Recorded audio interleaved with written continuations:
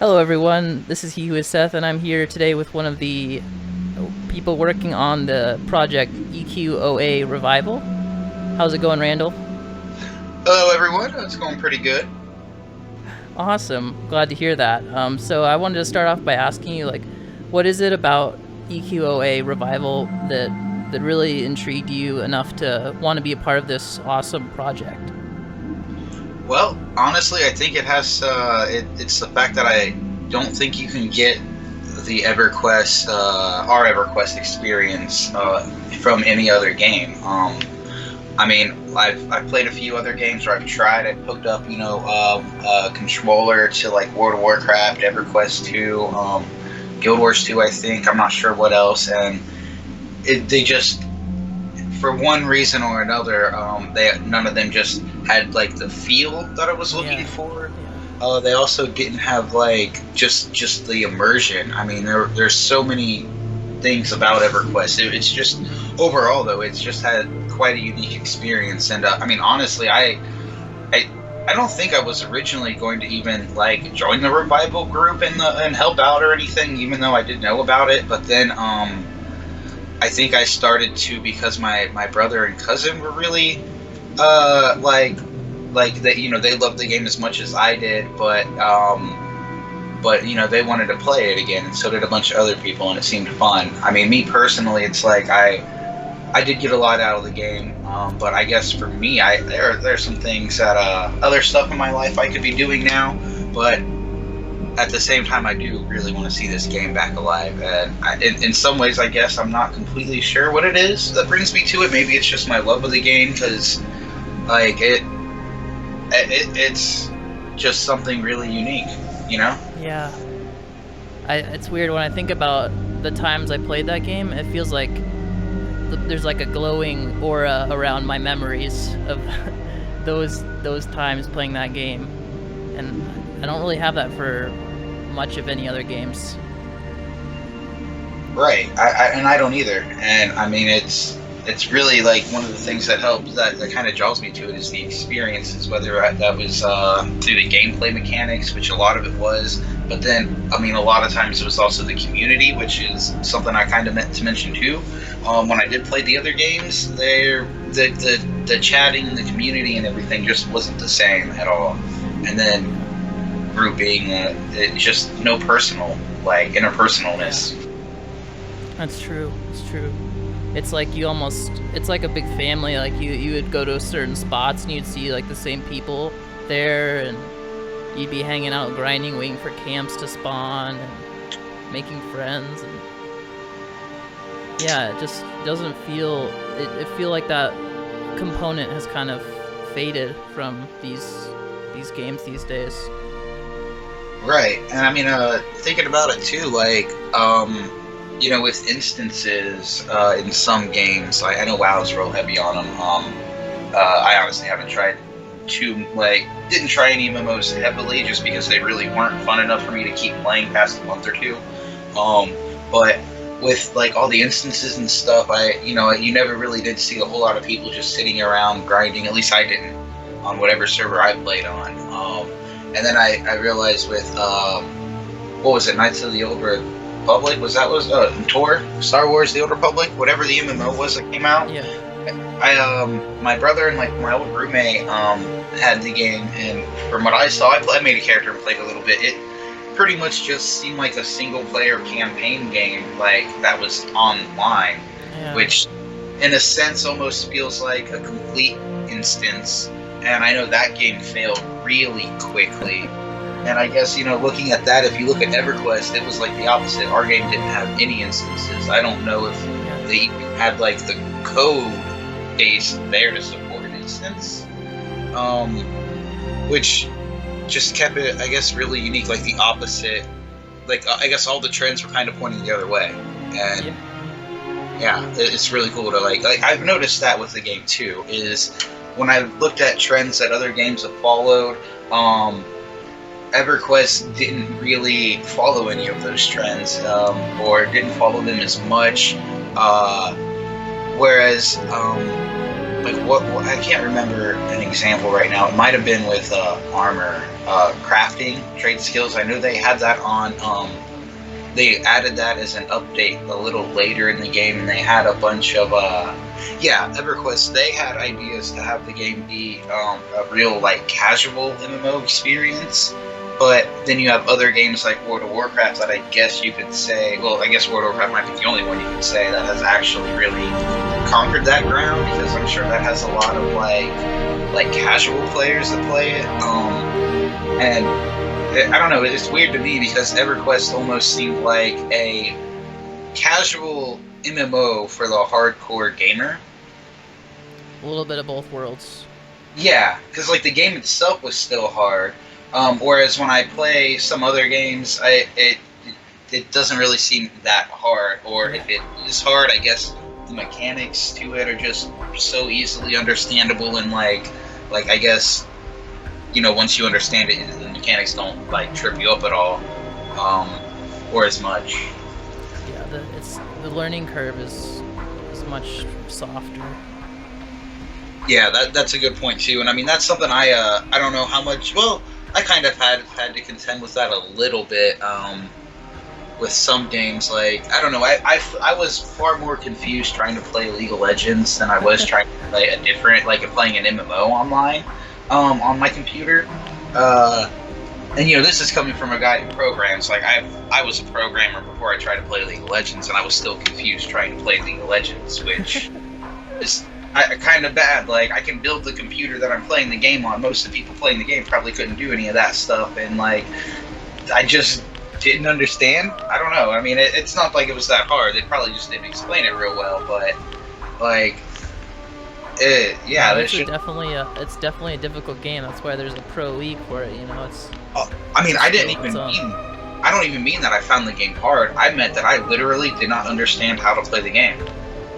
Like, I didn't understand how the items did correctly. I kind of had an idea of, like, you know, I was a tank and stuff like that, but nobody really explained that I was kind of playing a King of the Hill kind of game, or, you know, like if the tower is the hill, whatever, capture the flag-ish, more what I meant to say.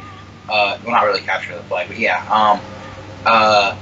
And then at the same time, though, this is also the same person who maybe 6 months before playing League of Legends for the first time, I downloaded Minecraft when it was like getting right before it got real popular, like version 1.3, I think, something like that, beta. And you know, I didn't know how to play Minecraft either. I like fell down like a few blocks into some tunnel, and there was like some zombies there below me and the light up above me, so nothing was killing me. But I didn't understand that I had to hold the mouse button to break the block, so I was just like clicking it, and I really don't know, maybe I didn't look at the options or something. I probably didn't. Honestly, I don't know, I felt kind of stupid when I went back to go play that game. Like, oh, this is really simple, you hold the button to break the block. Like, I think honestly, what I probably did the next time I loaded up the game, which is probably like 6 months or a year later, I went straight to the options, viewed the controls, figured it out, realized I was kind of slow, but then, I don't know, like, I don't really see how that has much to do with EverQuest anymore, but in the same time, when I picked up the EverQuest controller and played like this full-fledged MMO, it was still less confusing than Minecraft. Yeah, yeah. I get what you're saying, totally. So, what is your position in the EQOA revival? I'm guessing it's programming by our conversation so far. Well, right now we kind of have a few groups of people. We have one main group of people who are working on the server and trying to get that stuff figured out, whatever all that entails. I haven't started helping with any of that yet. What I've been doing, though, is I've been trying to focus on the database and database tools. Not that we have a database itself up yet, but I did release a program called Tyron, and we have 2,000 NPCs placed in the world already. and those NPCs are sourced from material that we have online, like videos from YouTube, basically, of the NPCs there, so we know, they're legit. And then, I'm going to go through and make sure, like, all of that, the content-wise, is good. I'm not really focused on that yet, but the tools to produce the things to go in the database, that's basically what I'm focusing on. So I do have a tool for creating NPCs. The tool is still, I don't know, it's kind of a bit, I think it's stepping out of its infancy soon. Wow. And in the sense that even though we have 2,000 NPCs made, I'd never set the program up to let you create all of the stats that go with the NPC. So you really only have like its name and location and level. We don't really have the data there for how much strength, stamina, etc. that it has, but at the same time, that's also something we're going to have to come up with later as the admins of the server to figure out what stats we need to put there, because that's something we can't get. We can't go through the old server. So I haven't really focused on that extra stuff yet. Is it once you're ready for that stuff though, you're the guy that's gonna put in what stats and stuff these NPCs are gonna have? Is that what you're saying? I'm not going to personally. That's probably going to be a few people like discussing it, probably looking at some numbers of probably want to base it off of once we have an idea of the stats that armor gives you. Of course, we're not going to have a complete armor loot table, weapon loot table, items, whatever word I should be using. But I think we're going to have to look at what's available to us item-wise to have a good idea of how strong your character was supposed to be, and then figure out how strong the NPCs are supposed to be. So that's like the balancing system is really... Yeah, exactly. That's a really difficult task, as I can imagine. It might be. It might depend on what tools we have available to us and how much information we have, because in a way, Sony did do a lot of the work on balancing it. At least the items that we do get and the stats that we're used to having, are kind of balanced within each other. We might have to make some new items where we don't have the full loot table, but in a sense, though, since our characters are kind of set at a certain strength from what we can remember, knowing when we get training points, it'll be kind of hard to tell some things, but I mean, it's not something we have to completely make up, but it'll still be pretty complicated, I think, honestly. Yeah. So you basically make the program that allows them to add the stats and stuff, like, or to make the NPC names to add this stuff in. You're making the program that does that. Not exactly, but I mean, that's kind of the route I'm going toward. The server itself doesn't have any type of database set up yet, so, and the server is still being worked on. So it's kind of faulty to say that I'm allowing them to do anything right now, because my code right now isn't interacting with theirs at all. How it is going to work though is once the server is done and the server team has decided what database they want to use, because there's different ones like SQL or MySQL, kind of like, you have Windows 98 or XP or Mac or Linux. We're just going to choose whatever one we want, and then from there, some sort of software is going to take the files that my program has produced, and then it's going to import that stuff into the database. And I mean, they'll have their own controls also to change anything in the database. I don't know, since those controls don't exist right now, I can't say how user-friendly they would be. I can't say if my program might be a little more user-friendly or not, or if mine might introduce more steps that might make, using the database later on a better way to edit stuff. But before the database exists anyway, my tools are going to be there to create the stuff that's going to get put into it. Okay. I hope that kind of answered the question a little bit. Yeah, definitely. It sounds to me like, even though you're not directly part of the server crew, you're doing a very vital, necessary component to make this game happen. I mean, yeah, basically what I realized when I sat down and looked at the project is that if just generally, vaguely speaking, if the people working on the server got done tomorrow, and then the other group of people that I didn't mention, the Writers Guild, they're supposed to be people who are rewriting the quest dialogue that's missing. Because we generally know when you got quests, where the quests were, what rewards you got. Maybe not the XP, but we know what items and generally what armor. But we have the layout, the formula, whatever, so people can go and can rewrite the quests without creating brand new quests. They're just fixing the old ones up. There's a group of people doing that. So I figured if that group of people got done tomorrow and the people working on the server got done tomorrow, what state would the game be in? And just off of that, we would have a server that's working that people could log into, and then we would have like a quest database full of quests ready to be taken by people and be done and given rewards or whatever. But I was sitting there thinking, well, we don't have a database of any of the NPCs that stand around in the world to give out the quests. Yeah. We don't have a database of any of the armor or abilities or items that you would get as rewards for the quest. We don't have a database of any of that stuff, really. We would still pretty much just have a blank server, pretty much a save state that's online. Very nice. There, you would just have you and then some other person on the internet running around, but no game to interact with. So I'm kind of trying to make sure that when the server is up and ready, we're not starting from step zero in terms of filling up and populating the server.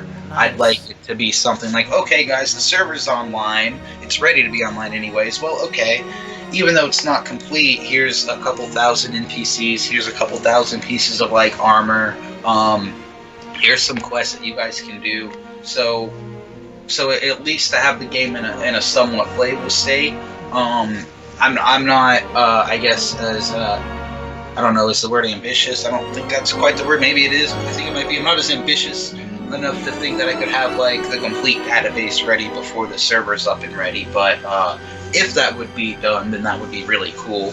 Because otherwise, to have a server that's done, and then we're just going to still be waiting around oh, we have a game that we can't play. Yeah. Well, you're just one man. One man can only do so much work. I know how that goes. That's true, and that's kind of what I've been, an idea I've had the whole time I've been working on this is I'm only one man who can do so much, which is why instead of trying to create, place the NPCs in the world myself, and instead of me trying to recreate the items and everything else, I'm trying to create tools that will allow the layman to go ahead and open up EverQuest and run around and do this. I saw you were talking with Jeremiah before. He's actually ran around in the save state and placed 2,000 NPCs using my code, using my program. I actually didn't place any of the 2,000 NPCs. And in that sense, he doesn't know any coding, but he can go ahead and pick this up and do that, and then while I'm coding something else to have maybe armor or CMs or quests or whatever else I find out I can do, while I'm coding up new tools for that, people will be able to take my old tools and use them. Basically, I kind of wanted a system where anybody can apply their skills, and I wanted to be able to not have to I wanted to be able to use my technical skills as much as I can, so when I'm done with one thing and people are using it, I don't want to have to I guess use it with them. I'm just trying to minimize downtime, really. Yeah. If that makes sense. It does, yeah. That's incredible, man. I've done some programming, not near to what you're doing, but I know how much work it takes, and I can only imagine how much work you've put in already. Yeah, I've been I don't know, I had a few different proofs of concept a year ago, a little over. I've got 2 different code bases I've been working on. So I've got quite a bit of work in there. It's hard to say how many hours worth though, because when I'm sitting here, I'm like programming. Half the time, I might be like clicking on some music and listening to that, like chatting with somebody, and then going back. But then I might be doing that for 12 hours a day, so it's like.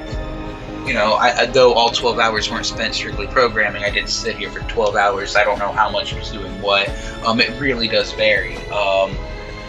Though, have you seen the NPC tool that I made, or any of that? I have watched the video of the NPCs added into the world, the run through. Okay. I haven't seen the tool. I didn't know that was available to see. Yeah, I'll go ahead and link you that right now. But to describe how to you and everyone else how the tool works, in case you're interested, you have to have the game and the emulator running and everything.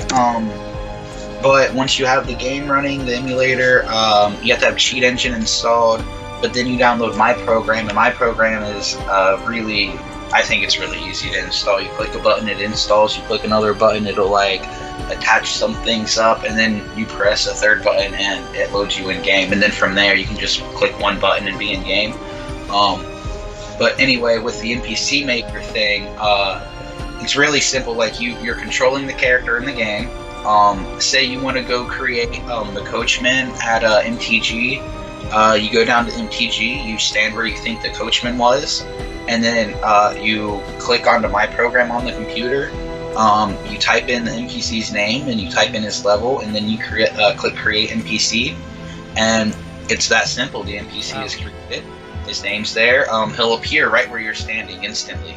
Like he'll literally be inside your character, so then you can move out of him, target him, see him, he's there, and it's that simple.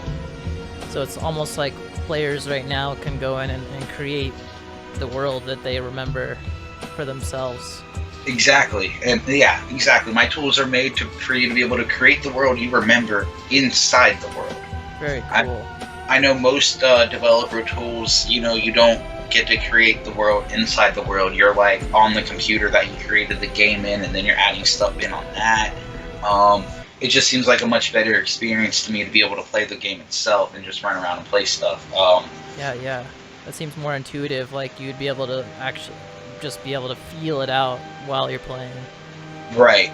Something I've been working on. I haven't quite implemented it yet, but I'm going to have it so once, because we already have like the 2,000 NPCs, and they're missing almost all of their stats, but they have the important things, which is their location and their name, and I guess their level. Their level's kind of important because you can see that when you like target them or something like that. I guess in the visual aspects, but I wanted to be able to make it so you can target the NPC that's in the game already. So you can go up to like Coachman Ronks or any of the coachmen that's in the game, and then my program is going to locate that NPC file on your computer and then pull it up in the program, and then let you edit the stats of the NPC right there. So like you can find the NPC to edit in the game. Wow. You'll also be able to do all of that stuff outside the game if you want. You can already create NPCs outside the game. It's kind of hard though, because if you're not in the game to get your game coordinates, your X, Y, and Z, then you're going to have to magically know them when you type them into the program. But it is doable whichever way you like. I'm just aiming for an overall complete user experience. And then, yeah. Awesome. Very cool, man. I appreciate you taking the time to let me know like the ins and outs of what you're doing. It's really cool, man. Yeah, no problem. I guess another thing I could say too then is, I mean, not that I think people are going to necessarily like it, or that anybody's really going to want to code anything for it. I'm not saying I'm going to code anything for it, and if I do, it'll probably be personal stuff. But the code base that I am creating now, when the server is live, my code can be basically retrofitted to be like an add-on development kind of thing.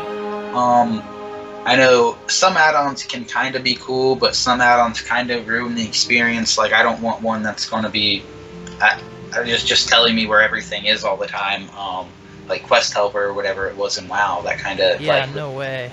That would ruin everything. Now, I mean, people will be able to make something like that with this code if they actually sit down and learn the code and all of that. Not, I mean, again, I'm not like supporting that, but I'm also not like is condoning. I don't remember what condone means. If that's for support, or I think it means support, right? Or is it the I opposite? think condoning is supporting. Yeah.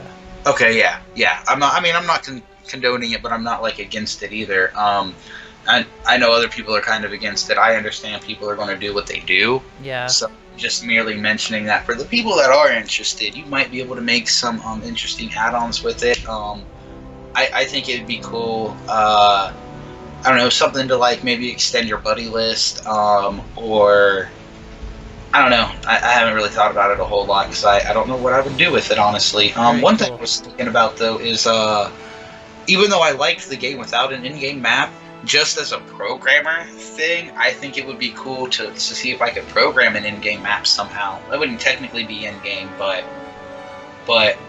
just another example of what could be done. I know the original programmers of EverQuest, they experimented with putting an in-game map into EverQuest, but the PS2 couldn't display enough polygons to show the map and show the game in the background, which pretty much means that you would have had to go through a loading screen just to look at the game map, and then a loading screen just to like go back to the game.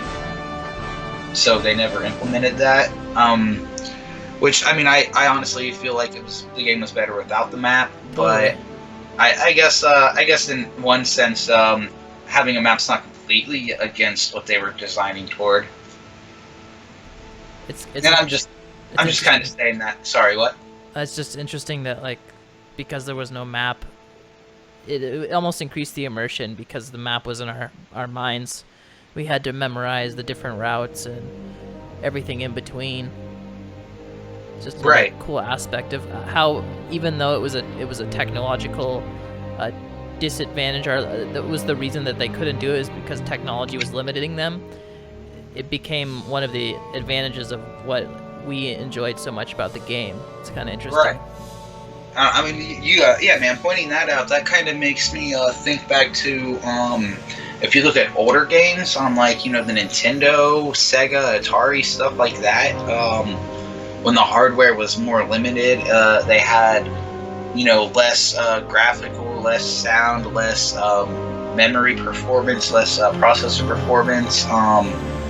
They really had to tweak their games to their systems that they were programming on, and in a lot of ways I feel like a lot of those games, they were really limited, but that also determined what games they could make, was their limitations. And in a small sense you almost see that with EverQuest too. And I mean I mentioned that because I feel like I can notice a difference in quality between older games and newer games.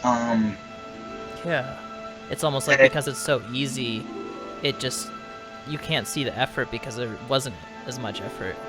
Yeah, pretty much. And I mean, when I say that and think that, I'm not really trying to bash the programmers. It's just true in a sense. Like if you're using a game engine that does a lot of the work for you. I mean, I'm sure they probably had game engines for the Nintendo and stuff, but then again, maybe they didn't. I read something or saw something the other day saying that modern game consoles you can like program in C, which is a modern computer language. I know older stuff you pretty much had to do in assembly, which is like the machine code. So I really don't know how that's affected that stuff, but it's kind of cool though to see how this game, being still relatively new, was still also old in the aspects of like it was limited by the hardware it was on still. And I mean, games probably still are today, but nothing like this. I actually talked to somebody who said I think he still worked for Sony. I talked to him a couple weeks ago inadvertently, and just for a couple minutes, but he said that the 3 megabytes on the memory card they weren't even allowed to use for updates on the game. So that really boggled my mind. I don't know if that was a completely technical answer or not, but I don't understand how some things. I don't know. It's just really confused me. What do you need 3 megabytes for if you're not putting any of that data from the game on there?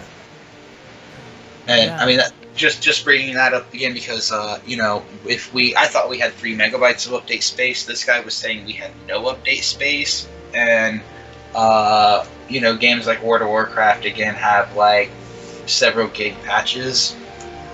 So I wonder if they had to take stuff away somewhere, or like reduce geometry on something to make this extra space, or take things out that maybe you couldn't see that they thought maybe you could see, or I don't know.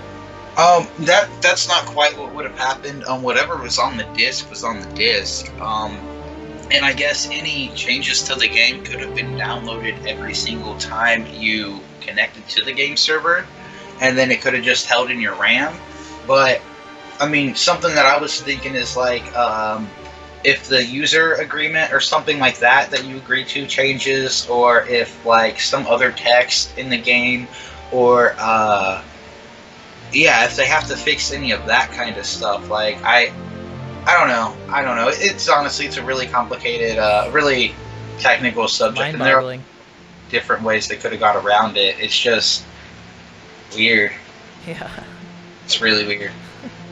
Because I mean, honestly, just because like you don't need to download the video game onto your computer to play it, so you don't need to download the patches either. It just makes it a lot quicker. So I mean, in some respects, I'm not completely mind-boggled, because I'm like, oh, I guess it's not impossible. But then I'm mind-boggled, like, well, what did you need 3 megabytes of memory card space for if you like supposedly didn't use it for anything? Like he pretty much said they weren't allowed to use it. Now I also know he wasn't really allowed to talk a whole lot about it. So yeah. The mystery of what was on those 3 megabytes. Right. That's gonna go in some urban legend somewhere, I'm sure. We'll figure it out someday. We will. I want to be like Indiana Jones, just go on a conquest, just for the holy 3 megabyte information. Oh, that would be great. Well, right on, Randall. Thanks for having this talk with me today. Yeah, man. Thanks for having me. And yeah, hopefully I'll be able to get in touch with some of, I mean, I already have, but we'll get some interviews from some of your coworkers, and yeah, I'll be releasing this video soon. In the description, I'll have a link to information, and maybe a link to your program that you made that people can use, something like that. Is that available? Okay. Yeah. Cool. Yeah, I'll put that in the description. All right, sounds good, man. Thank you. All right, I hope you have a wonderful night, and we'll talk to you soon. All right, you too, man. Bye. Bye-bye.